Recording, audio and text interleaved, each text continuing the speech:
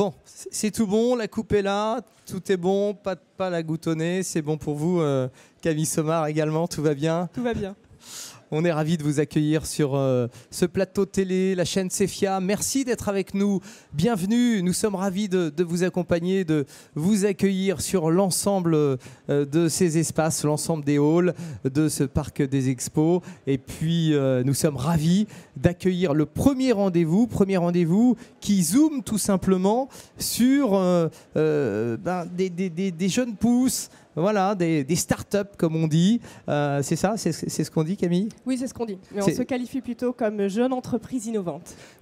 Pardon, alors je recommence. Jeune entreprise innovante, donc ça reste quand même une start-up, oui. Mais c'est une jeune entreprise innovante. J'ai pas envie de vous vexer dès le début de cette interview.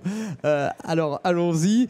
Déjà, est-ce que vous pouvez vous présenter, vous, Camille Somar? Oui, donc je suis Camille Somar, experte en data mining. Oh là là, je commence à avoir mal à la tête dès le début. Et vous êtes data scientist. Voilà. Oh là. Donc en gros, c'est statisticien. Pour verbaliser en français. Voilà. Donc je travaille directement sur les données et on essaye de trouver de la valeur dans les données et derrière. Alors on va échanger bien sûr. Quel est votre parcours juste avant? Comment devient-on data scientist pour qu'on comprenne bien le cheminement? Alors j'ai un cheminement particulier. J'ai fait un master en théorie de l'information et de la décision et après je suis partie en thèse en mathématiques appliquées.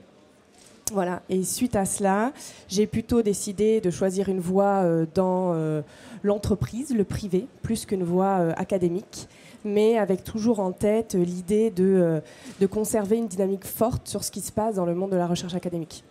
Alors, Lumenaï, c'est qui, c'est quoi, combien vous êtes, comment ça fonctionne? Je rappelle quand même que le principe, tout simplement, de Future Good Factory, pour celles et ceux qui nous écoutent, le principe, c'est de mettre en avant une start-up ou une entreprise naissante qui n'a pas la possibilité d'être forcément présente ici sur ce CFIA et d'avoir un petit quart d'heure pour se présenter à vous.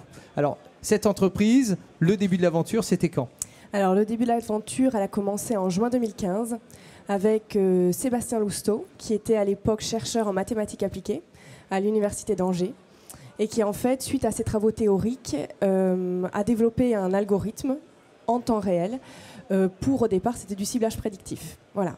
Et donc, la création ciblage prédictif, je suis là moi aussi pour vulgariser nos propos. C'est quoi Alors, le ciblage prédictif, c'est par exemple quand on est sur un site client Internet, essayer de savoir comment notre clientèle est composée. Est-ce qu'il y a une structure? Est-ce qu'il y a des segments types? Et donc, l'idée, c'était vraiment en temps réel, par rapport à des actions à un instant T sur un site Internet, être capable de dire, voilà, globalement, l'état de vos clients et est-ce que cet état change ou pas? Voilà. Alors, donc, par exemple, sur un site, à l'époque, c'était voilà, faites attention, votre clientèle change en fonction de, je sais pas, de votre nouvelle collection, ça peut être ça? Par exemple, où vous avez changé de site et puis on se rend compte qu'il y a beaucoup de personnes qui vont pas jusqu'au bout de leur chemin d'achat, ils s'arrêtent tout le temps au même endroit, etc. Donc ça veut peut-être dire que le site, il n'est pas assez clair pour la clientèle, etc., etc. Donc ça permet en fait, d'une part, de suivre ces évolutions technologiques et puis derrière d'avoir un retour par rapport à l'efficacité de ce changement. Alors l'idée c'est d'évoluer vers l'agroalimentaire puisque vous n'êtes pas là par hasard. Vous travaillez les données, donc si je comprends bien, pour en sortir des informations. Votre objectif c'est de segmenter la clientèle pour trouver des groupes homogènes. Alors, pas que. Pas que. Pas que. Lumenaï, c'est vrai que c'est donc une entreprise, une jeune pousse innovante qui est créatrice d'algorithmes de machine learning. Donc, un algorithme, c'est général et les applications sont multiples. Donc, effectivement, là, je vous ai donné le premier cas, c'est le plus parlant. Mais c'est vrai qu'en évolution vers l'agroalimentaire, il y a différents cas possibles, notamment, par exemple, comme la chaîne de production est assez longue, en amont, par exemple, on peut penser à tout ce qui touche à la fraude d'origine de matières premières. Donc là, actuellement, nous, on est partenaire avec une start-up qui s'appelle Aya, qui a développé une technologie. Et nous, on vient implanter notre techno algorithmique pour justement aider à détecter de manière automatique les fraudes d'origine. Alors, un exemple. Vous êtes une rapide. Hein. D'abord, on va reparler des capteurs, parce que quand même, c'est la base. Hein. Ces capteurs, vous travaillez sur les données de ces capteurs. L'idée, c'est d'automatiser, de rationaliser. Alors, ces capteurs, prenons un exemple. Vous les mettez où, ces capteurs? Alors, par exemple, sur une chaîne de production, on peut les mettre sur les machines. D'accord? Donc, et là, derrière, on va avoir une approche plutôt d'aide à la décision. D'aide à la décision pour faire de la maintenance prévisionnelle. Donc, pourquoi? Parce que ces capteurs sur les machines, on peut voir finalement le fonctionnement de la machine comme des états. Un état normal, un état qui dévie, un état qui a risque. Et donc, ces cas-là, qu'est-ce que va faire l'algorithme en temps réel? C'est en temps réel, il va suivre comment le moteur fonctionne. Donc, est-ce que c'est la température, la pression, etc. Donc, c'est différentes grandeurs physiques qui vont être extraites et analysées.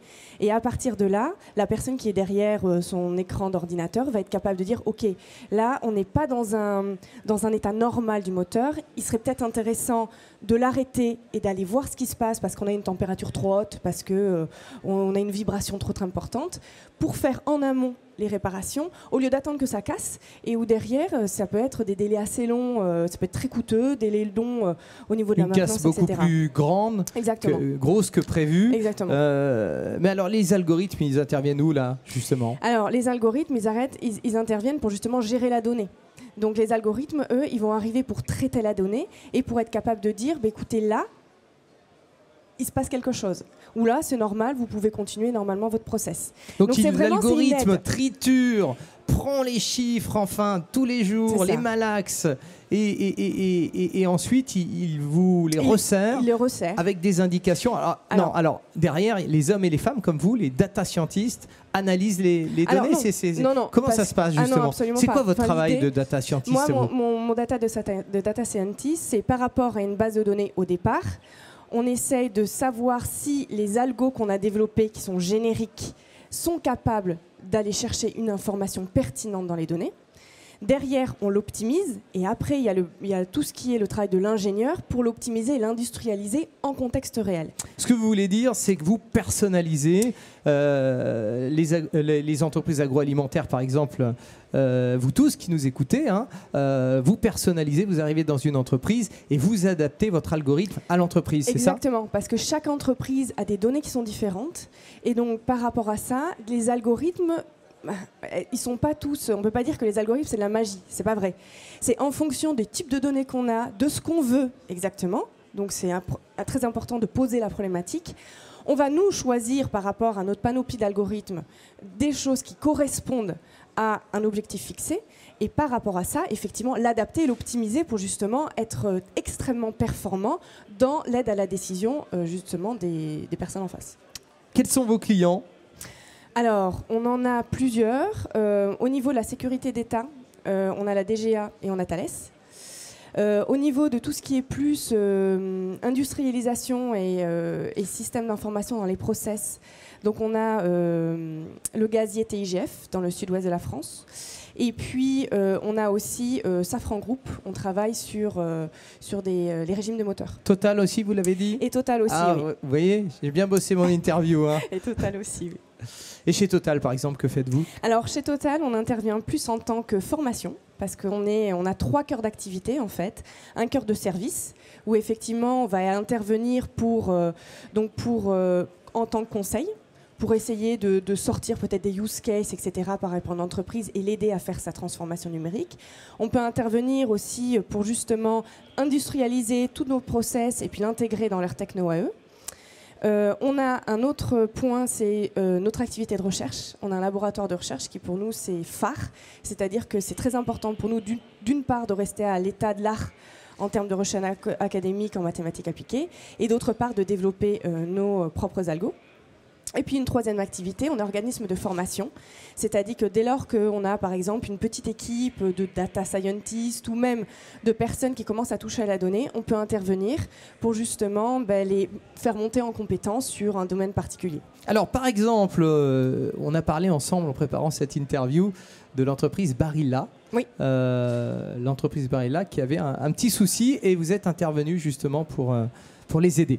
Alors, On n'est pas intervenu directement, nous on est intervenu via en tant que partenaire. Exactement. Okay. En tant que partenaire. Bon, c'est donc... pareil. Non, soyons modestes. Alors, ok, très bien. Soyons modestes. En tout cas, vous avez répondu à l'attente d'un partenaire direct. Exactement. Dans l'entreprise Barilla. Voilà, qui a développé une technologie pour justement détecter la fraude d'origine des produits.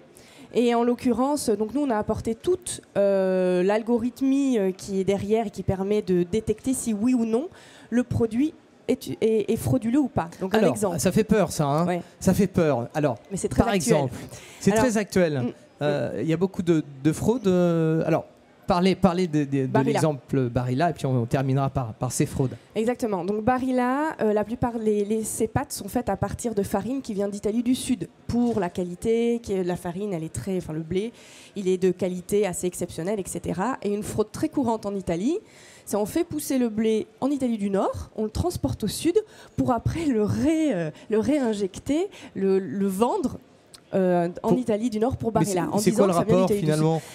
Parce que le blé du Sud est plus cher que le blé du Nord et la qualité est différente. Ah oui, d'accord. Voilà, la qualité est différente et ils ont une dynamique de marque Barilla basée sur ce genre de farine. Et donc pour eux, c'est effectivement problématique ce genre de fraude.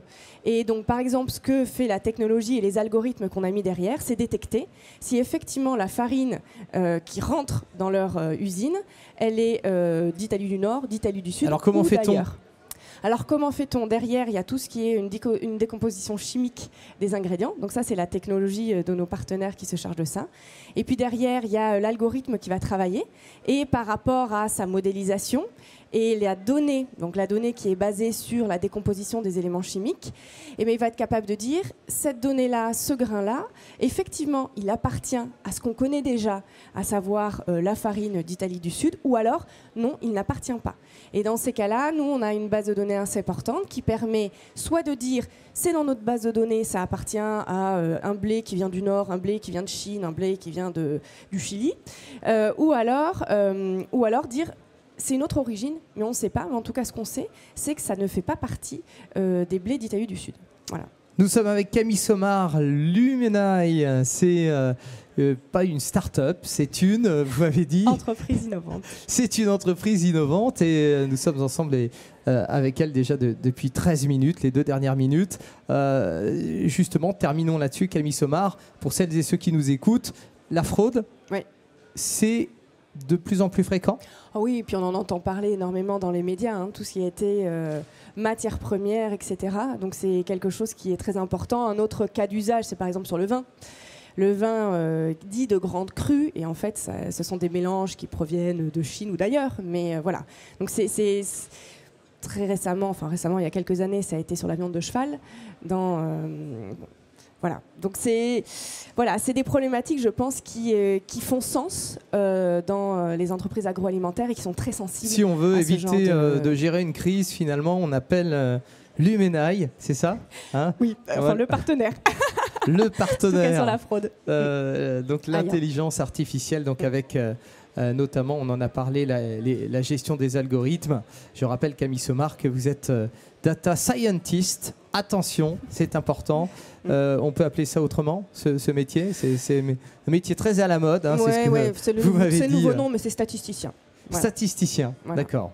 Alors, si on veut vous contacter, parce que vous n'êtes pas, justement, c'est le principe de Future Food Factory, c'est les entreprises qui ne sont pas sur le salon de les mettre en avant. Comment fait-on pour contacter Camille Somard ou ses collaborateurs? Vous êtes 7, je crois. Oui, on est 7. Donc, il y a notre site www.lumenai.fr, ou sinon, vous pouvez me contacter directement. Donc, je peux donner mon adresse mail, c'est csomard, CSAUMARD, @lumenai.fr.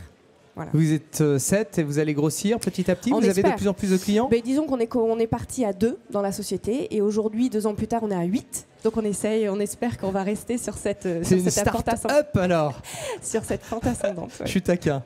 Merci en tout cas, Camille Somard, à partager ce moment avec nous sur la chaîne Cefia TV. J'espère que vous aussi, vous passez un bon début de matinée, un bon début de matinée, enfin oui, déjà 11h. J'espère que vous passez un bon moment avec nous. C'est nouveau sur ce CEFIA 2018, la chaîne CEFIA TV, avec dans quelques instants, alors on est à la fois sur le plateau et on vient vous voir, on se balade dans les différents halls et dans un instant, nous allons vous retrouver pour le premier rendez-vous, pour un autre rendez-vous, un nouveau rendez-vous, c'est le deuxième puisque nous étions ensemble au moment de l'ouverture. Nouveau rendez-vous, l'usine agroalimentaire du futur et nous allons venir vous voir. Ça bouge, ça vit, c'est nouveau. La chaîne CEFIA TV 2018 se poursuit. Merci beaucoup Camille. Merci Semard. Jérôme. Merci, à tout de suite.